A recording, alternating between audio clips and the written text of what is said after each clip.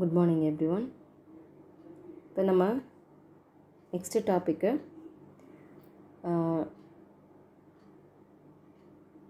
force and displacement. That means F and dr and the angle theta between them decides the value of work done as consolidated in table 4.1 சொல்லியிருக்காங்க. So உங்களுக்கு வந்து 4.1 டேபிளில் பார்த்தீங்கன்னா உங்களுக்கு அந்த theta becomes 0, theta becomes less than 90 or is equal to 90 or greater than 90 இப்படி இருந்ததுன்னா and theta is equal to 180 in this between angle cos theta னுடைய வேல்யூஸ் என்னவா இருக்கும், அப்போ அந்த ஒர்க் அப்படிங்கிறது எப்படி இருக்கும், பாசிட்டிவா நெகட்டிவா ஜீரோவா என்ன மேக்ஸிமமா மினிமா அப்படிங்கிறதெல்லாம் உங்களுக்கு ஒரு டேப்லெட் காலமாக கொடுத்துருக்காங்க.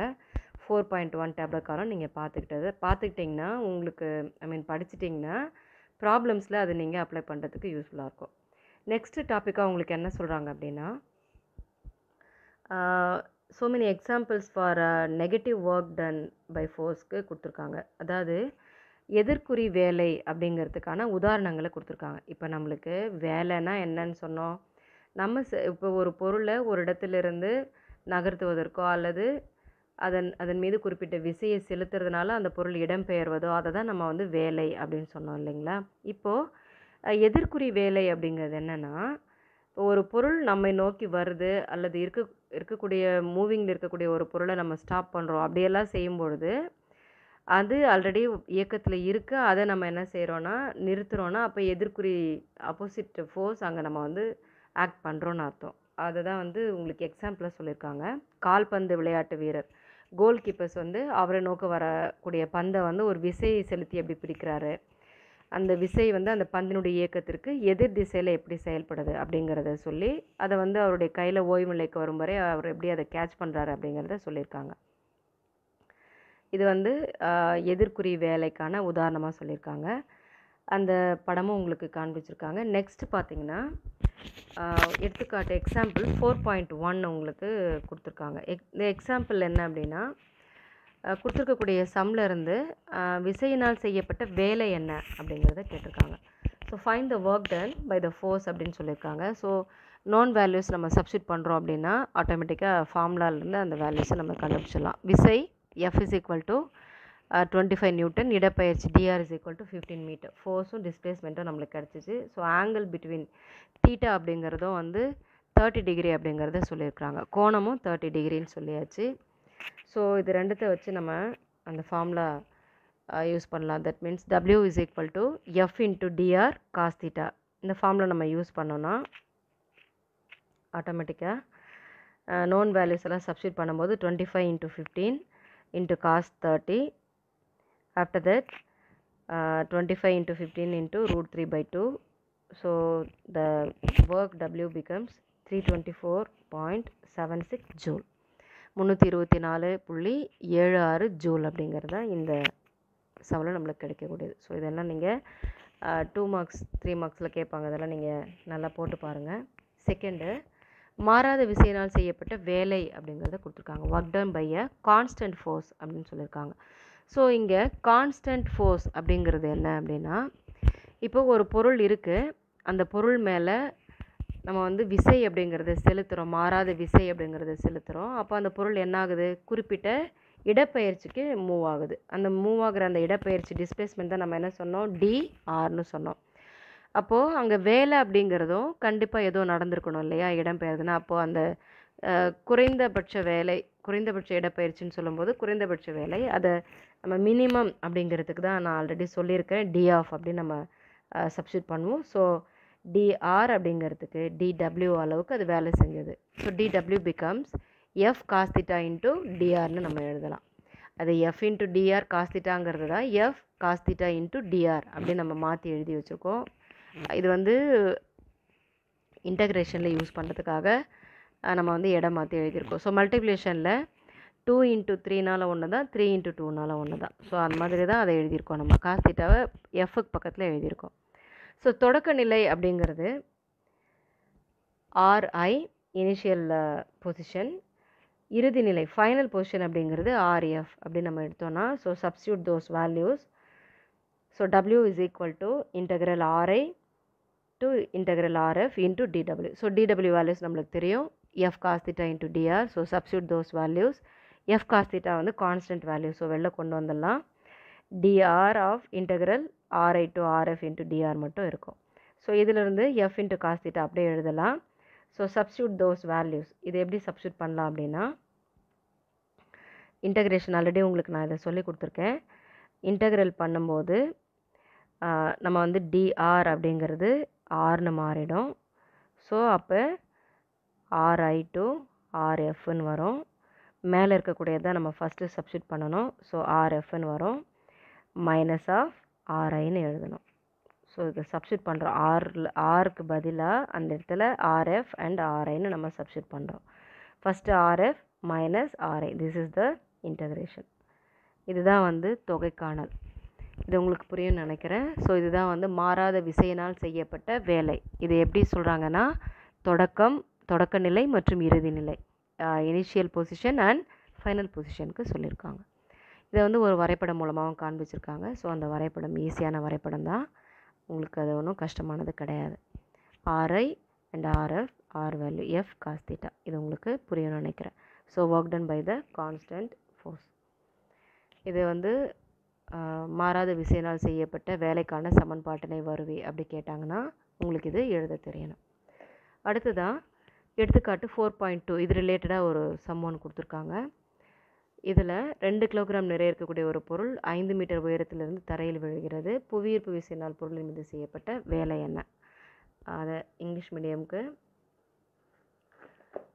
an object of mass 2 kg falls from a height of 5 meter to the ground. What is the work done by the gravitational force on the objectனு கேட்டிருக்காங்க. ஸோ இப்போ நம்ம வந்து கிராவிடேஷனல் ஃபோர்ஸ் என்ன, அப்படி காற்றினுடைய தடையை வந்து நம்ம புறக்கணிச்சிடலாம் அப்படின்னு சொல்கிறாங்க. ஸோ மேலேருந்து நான் போடக்கூடிய அந்த பொருள் 5 மீட்டர் உயரத்துலேருந்து விழுது. அந்த பொருளோட வெயிட்டையும் கொடுத்துட்ருக்குறாங்க. 2 கிலோகிராம் வெயிட் இருக்குது அந்த பொருள் நிறை, மாசு. ஸோ அப்படி விழும்பொழுது அதனுடைய கிராவிடேஷனல் ஃபோர்ஸ் என்ன அப்படிங்கிறது கேட்குறாங்க. சிம்பிள் ஒன் தான். ஸோ இப்போ நம்ம வந்து நோன் வேல்யூஸை சப்ஸ்டியூட் பண்ணலாம். You know the formula W is equal to F vector into dr vector, that means Ri to Rf. Known values நம்ம சப்ஸ்டியூட் பண்ணலாம். எஃப்க்கு பதிலாக mg அப்படின்னு சப்ஸ்டியூட் பண்ணலாம். So mg into cos theta Ri minus Rfன்னு கிடைக்கும். இப்போ இதில் தீட்டானுடைய வேல்யூவை நம்ம கன்சிடர் பண்ணோம். அப்படி கன்சிடர் பண்ணும்போது தீட்டா இஸ் ஈக்குவல் டு 0 டிகிரியாக இருக்கும்போது cos 0 is equal to 1 and Rf minus Ri is equal to, நம்ம அங்கே ப்ராப்ளம்லேயே கொடுத்துருக்குறாங்க, குறிப்பிட்ட தொலைவு அது விழுறது எவ்வளோ தொலைவில் விழுதுன்னு சொல்லி 5 மீட்டர், 5 மீட்டர் அப்படின்னு சொல்லி. ஸோ அந்த Rf மைனஸ் Ri அதனுடைய வேல்யூஸ் வந்து 5 மீட்டருங்கிறத நம்ம சப்ஸ்டியூட் பண்ணிடலாம். ஸோ அப்படி சப்ஸ்டியூட் பண்ணும்போது நம்மளுக்கு அந்த ஆன்சர் அப்படிங்கிறது ஈஸியாக கிடச்சிரும். இது உங்களுக்கு ஈஸி சம் தான். ஸோ நோன் வேல்யூ சப்ஸ்டியூட் பண்ணும்போது 2 into 10 into 5 this is also equal to 100 joule அப்படிங்கிறது கிடைக்குது. This is very very easy problem. இந்த ப்ராப்ளம் நீங்கள் நல்லா போட்டு பாருங்கள். Next example 4.3. அதில் என்ன கேட்குறாங்க அப்படின்னா, இது கேள்வி படித்து சொல்லும்போது நம்மளுக்கு மினிட்ஸ் டைம் வேஸ்ட் ஆகுது. ஸோ நீங்கள் அதை புக்கில் பார்த்துக்கோங்க. இதில் வந்து W ஒர்க்டு எவ்வளோ அது வேலை செஞ்சுருக்கு, அந்த பொருள் மீது செய்யப்பட்ட வேலை என்ன அப்படின்னு கேட்குறாங்க. ஸோ நோன் வேல்யூஸ் அப்படின்னு பார்த்தோம் அப்படின்னா, சாய்தளத்தில் அந்த பொருளினுடைய முடுக்கம் அப்படிங்கிறது G sin theta அப்படின்னு குறிப்பிட்டிருக்காங்க. இன்க்ளைன்டு பிளேனில் அந்த ஆப்ஜெக்டினுடைய inclined plane value is G sin theta. So Newton second law நம்ம இதில் அப்ளை பண்ணுறோம் அப்படின்னா F is equal to mg sin theta. Already நம்மளுக்கு தெரியும் work is equal to F vector into dr vector. So F into dr into cos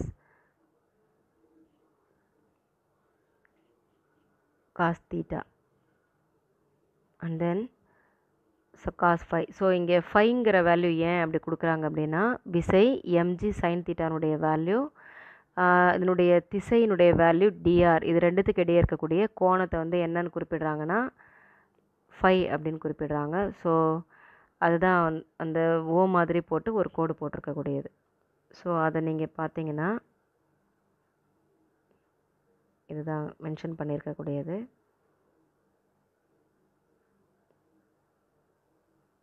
so இந்த ப்ராப்ளமில் known values அப்படின்னு பார்த்தோன்னா TR சாய்தளத்தினுடைய நீளம்னு நம்ம எடுத்துக்கலாம்.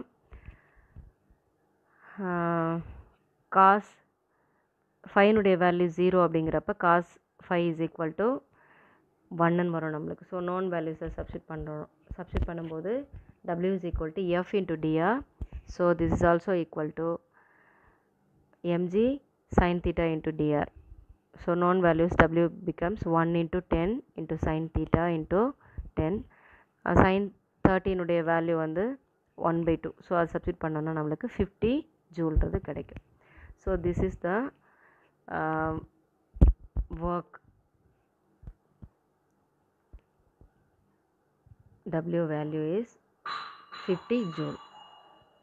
இது வந்து 4.3 எக்ஸாம்பிள். அண்ட் நெக்ஸ்ட்டு 4.4 அப்படின்னு சொல்லும்போது மேல் நோக்கி எறியப்பட்ட 2 கிலோகிராம். இப்போ மேலேருந்து கீழே போட்டது நம்ம 4.2ல் பார்த்தோம். இது வந்து கீழே இருந்து மேலே தூக்கி போடக்கூடிய ஒரு பொருள். அதனுடைய நிறை என்ன, அதனுடைய உயரம் என்ன அப்படிங்கிறத கொடுத்து சொல்லியிருக்காங்க. ஸோ அந்த சம்மில் பார்த்தோம் அப்படின்னா நம்ம வந்து மைனஸ் அப்படிங்கிறத அப்ளை பண்ணுவோம். பிகாஸ் கிராவிடேஷனுக்கு ஆப்போசிட்டில் அது போகுது இல்லையா? அப்படி போகும்போது கீழே இருந்து மேலே போகுது. அப்படி போகும்போது ஆப்ஷன்ஸ் அவங்க வந்து தீர்வில் 3 ஆப்ஷன்ஸாக கொடுக்குறாங்க. ஒன்று மேல் நோக்கி இயக்கத்தில் புவியீர்ப்பு விசையினால் செய்யப்பட்ட வேலைன்னு சொல்லும்போது F is equal to mg, dr is equal to 5 metre அப்படின்னு மென்ஷன் பண்ணுறாங்க. ஸோ இந்த சம்மில் work done by gravitational force இந்த அப்வர்டு மோஷனுக்கு ஃபஸ்ட்டு பார்க்குறாங்க. ஸோ அப்வர்டு மோஷனில் நோன் வேல்யூஸ் அப்படின்னு நம்ம சப்ஸ்டிட் பண்ணும்போது காஸ் 180 அப்படின்னு நம்ம சப்ஸ்டிட் பண்ணுறோம். ஸோ அப்போ காஸ் 180 வேல்யூ வந்து -1. அதை சப்ஸ்டிட் பண்ணோன்னா W மேல் நோக்கி சொல்லும்போது -100 அப்படிங்கிறது நம்மளுக்கு கிடைக்கிது. செகண்ட் ஆப்ஷன் என்ன சொல்கிறாங்கன்னா, மேலே போயிடுச்சு, திரும்ப அந்த பொருள் என்ன ஆகுது, கீழ் நோக்கி வரும்போது விசை மற்றும் இடப்பெயர்ச்சி ரெண்டும் ஒரே திசையில் இருக்கும் அப்படின்னு சொல்கிறாங்க. அப்போ தீட்டானுடைய வேல்யூ 0வாக இருக்கும். ஸோ தீட்டானுடைய வேல்யூஸை மாற்றி மாற்றி நம்ம போடும்பொழுது 3 ஆப்ஷன்ஸ் வச்சு இந்த ப்ராப்ளம் நம்ம சால்வ் பண்ணலாம். ஸோ W கீழ் நோக்கி செயல்படும் பொழுது மேலே வந்து W அப்து பார்த்துட்டோம். நெக்ஸ்ட்டு W டவுன்து பார்க்கும்போது F delta R into cos 0. So cos 0 அப்படிங்கிறது வந்து நம்மளுக்கு 1. ஸோ அதை சப்ஸ்டிட் பண்ணும்போது 100 ஜூல்னு கிடைக்கிது. தேர்ட் ஒன் பார்த்தோன்னா the total work done by gravity in the entire trip upward and downwards motion. அப்போ பார்த்தோன்னா மொத்தம் மேலே போகிறது கீழே வர்றது ரெண்டுத்தையும் கூட்டினோம் அப்படின்னா -100 joule plus 100 joule this is also equal to 0 அப்படிங்கிற 3 டைப்ஸ் ஆஃப் ஆன்சர்ஸ் நம்மளுக்கு கிடைக்குது. ஸோ இது வந்து 4 மார்க்ஸ் கொஷினில் கேட்கலாம். இதை நீங்கள் நல்லா பார்த்து வச்சுக்கோங்க. நெக்ஸ்ட்டு 4.5ல் பார்த்தோன்னா இன்னொரு சம் கொடுத்துருக்காங்க. அந்த சம்மில் ஒரு பளு தூக்குபவர் வந்து 250 கிலோகிராம் நிறையை 5000 நியூட்டன் விசையால் 5 மீட்டர் உயரத்துக்கு தூக்குகிறார் அப்படின்னு சொல்லியிருக்காங்க. A weight lifter lifts a mass of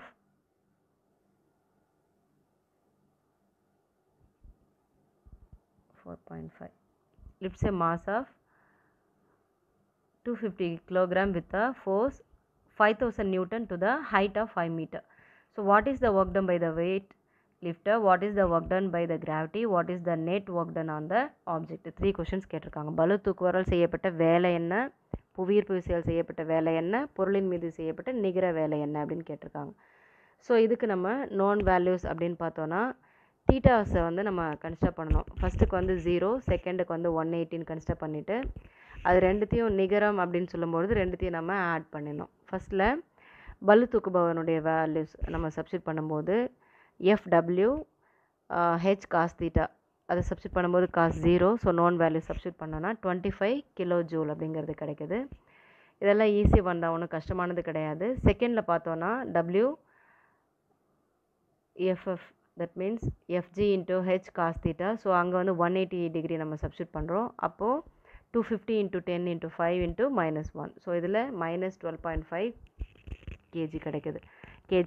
so இப்போ நம்ம நிகர வேலை அப்படின்னு சொல்லும்பொழுது த நெட் ஒர்க் டன் அப்படின்னு நம்ம பார்த்தோன்னா டோட்டல் ஒர்க் டன் பார்த்தோன்னா அந்த ஆப்ஜெக்ட்டுக்கு W weight lifter plus W gravity. So 25 kg minus 12.5 kgன்னு பார்த்தோன்னா ப்ளஸ் 12.5 kg அப்படிங்கிறது ஆன்சர்.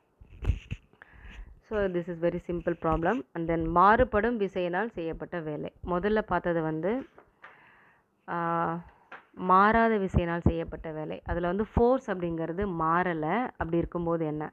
இதில் பார்த்தோன்னா work done by a variable force. அங்கே வந்து ஃபோர்ஸ் வந்து கான்ஸ்டண்ட்டாக இருக்குது, இங்கே வந்து ஃபோர்ஸு வேரியபிள் ஃபோர்ஸாக இருக்குது. அப்படி இருந்தது அப்படின்னு சொன்னால், when a component of a variable force F acts on a body, the small work done, that means dW, by the force in producing a small displacement dr is given by the relation. இப்போ இதில் relation எப்படி இருக்குன்னா dW becomes F cos theta into dr. இதில் வந்து F cos theta அப்படிங்கிறதுல F அப்படிங்கிறது மாறும் விசையினுடைய கூறு அப்படின்னு சொல்லலாம். ஏன்னா இதில் நம்ம எப்படி கன்சிடர் பண்ணுறோம், ஃபோர்ஸுங்கிறது சேஞ்ச் ஆகுதுன்னு சொல்கிறோம். இதில் F into F and theta values அப்படின்னு பார்த்தோன்னா அது வந்து constant values. RI and RF அப்படிங்கிறதுக்குள்ளே செய்யப்பட்ட ஒர்க் அப்படிங்கிறத நம்ம கன்சிடர் பண்ணோம். So RI integral RI into RI to ஆர்எஃப்னு பார்த்தோன்னா DW value is F cos theta into DR அப்படிங்கிறது நம்மளுக்கு கிடைக்கும். சரியா? இதுதான் வந்து உங்களுக்கு கீழே ஒரு டயக்ராமாக காமிச்சிருக்காங்க. மாறுபடும் விசையினால் செய்யப்பட்ட வேலை அப்படிங்கிறது வந்து ஒரு டயக்ராமாக அவங்களுக்கு காமிச்சிருக்காங்க. ஸோ ஆர்ஐ டு ஆர்எஃப் அப்படிங்கிறது எப்படி இருக்கும் அப்படிங்கிறது. இதுக்கு ஒரு எக்ஸாம்பிள் கொடுத்துருக்காங்க. ஓய்வினில் ஒரு பொருளின் மீது kx² வேல்யூ மாறும் விசை செயல்படுது. எக்ஸ் வந்து 0 மீட்டர்லேருந்து 4 மீட்டர் வரைக்கும் இடப்பெயர்ச்சி அடையுது அப்படின்னு குறிப்பிட்டிருக்காங்க. ஸோ தொடக்கமும் இறுதியும் அவங்களே கொடுத்துட்டாங்க. ஸோ நோன் வேல்யூஸை சப்ஸ்டிட் பண்ணலாம். So f of x into dx is also equal to k to 0 to 4 x² into dx is always equal to 64/3 Newton meter அப்படிங்கிறது அதனுடைய ஃபைனல் ஆன்சர். ஸோ இதோட இந்த கிளாஸ் முடிச்சுக்கலாம். அடுத்த வகுப்பில் எனர்ஜி, ஆற்றல் அப்படிங்கிறத பற்றி பார்க்கலாம். தேங்க்யூ ஃபார் வாட்சிங்.